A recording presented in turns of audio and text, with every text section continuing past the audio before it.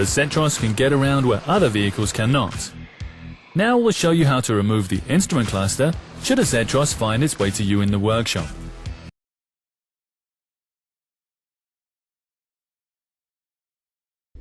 You can remove the instrument cluster in a few steps.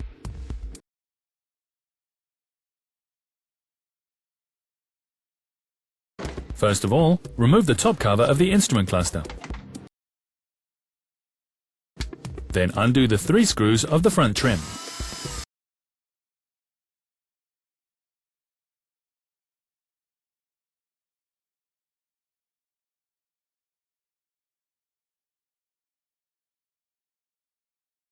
And the trim is free.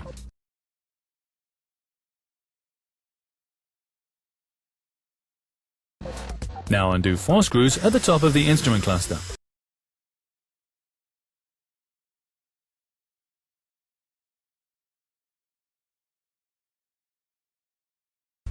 Afterwards, unscrew both screws at the bottom.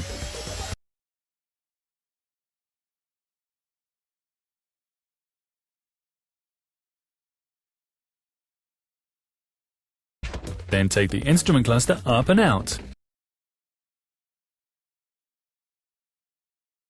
Remove the cable ties with a side cutter.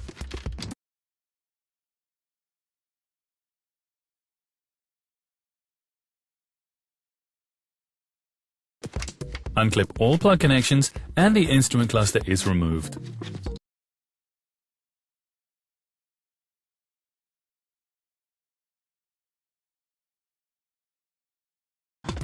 The installation of a new instrument cluster takes place in the reverse order.